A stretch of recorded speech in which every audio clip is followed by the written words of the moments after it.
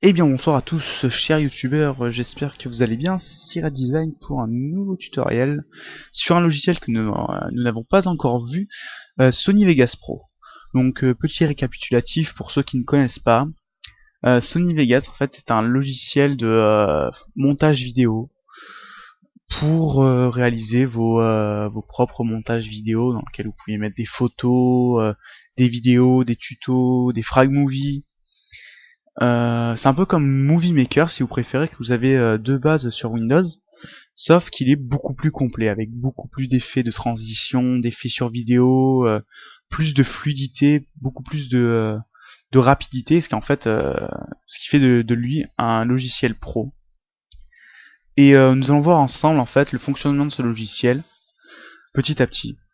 Mais aujourd'hui nous allons voir en fait comment rajouter un logo sur votre vidéo, l'histoire de faire un peu plus pro. Vous avez sans doute dû voir sur certaines chaînes YouTube comment ça se faisait que eux ils avaient leur petit logo ou quoi. Non, c'est pas parce qu'ils ont des chaînes VIP ou qu'ils ont payé YouTube pour avoir ça, c'est qu'en fait ils utilisent simplement ce logiciel pour pouvoir y rajouter leur logo. Donc ce qu'on va faire en premier, on va aller sur notre Vegas Pro. Et comme vous pouvez le voir, moi je suis en Pro 10, donc c'est la nouvelle version.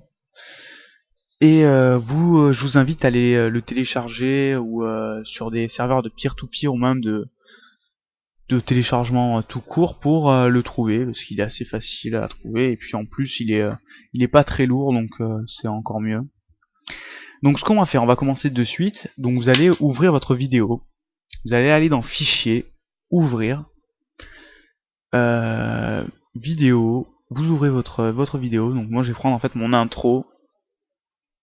Donc vous voyez qu'en bas elle est apparue sur la timeline. Ici on a les boutons de basse avec enregistrer, lecture en boucle, lire depuis le début, lecture, pause, stop, etc., etc. Et ici vous avez le rendu de votre vidéo. Donc ce qu'on va faire en premier, on va aller ici dans cette partie grise qui est en bas en dessous de votre vidéo. Vous allez faire un clic droit et insérer une piste vidéo. Donc, vous voyez un nouveau bloc gris qui apparaît. Et en fait c'est ici qu'on va glisser notre image, enfin votre logo. Donc pour ceci vous allez faire Fichier, Ouvrir, pareil que pour la vidéo, sauf que vous allez sélectionner votre image. Moi je vais aller dans Bibliothèque, Images. En fait je vais faire une petite dédicace d'ailleurs à mon site préféré pour l'actualité d'iPhone, iPhonesoft. Donc je vais prendre leur mascotte, donc je vais l'ouvrir, et vous voyez qu'ici elle apparaît. Donc vous allez placer votre curseur au bord de la ligne comme ça, et étirer votre vidéo de façon à ce qu'elle soit de la même longueur que votre vidéo, que pas en plein milieu de la vidéo votre logo disparaisse, ça risquerait de faire moche. Et vous voyez qu'au niveau du rendu, votre logo est centré au niveau de l'image, ce qui fait débile et complètement moche. Donc pour ceci, on va aller dans ce petit icône qui est panoramique recadrage d'événements. Vous allez cliquer, vous avez votre logo qui s'affiche, et c'est ici qu'on va le déplacer, le redimensionner. Donc pour ceux qui sont sur la version 10, je ne sais pas si ça fera ça chez vous, mais pour en fait réduire la taille de votre icône, vous allez devoir en fait agrandir l'image. Donc je trouve ça complètement débile, hein, mais c'est pas moi qui ai créé le logiciel, donc je peux vraiment pas vous dire. Donc vous voyez, hop, on va le placer ici, voilà. Non, pas le faire pivoter, ça sert à rien. Le réduire encore un petit peu et le déplacer. Voilà, comme ça, hop. On va le réduire encore un petit peu. À le placer sur le bord.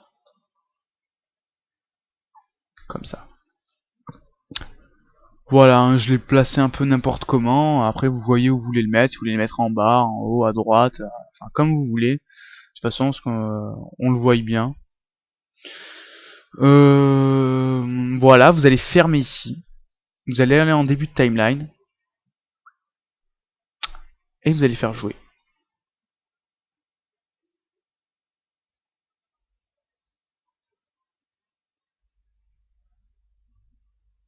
Et voilà.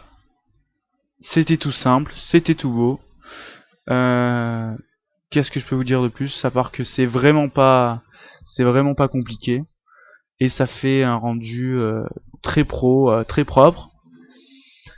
Voilà, j'espère que ce tuto aura été assez complet pour vous. N'hésitez pas à me poser des questions si vous en avez. J'y répondrai pareil, comme je l'avais dit dans les vidéos précédentes, le plus rapidement possible.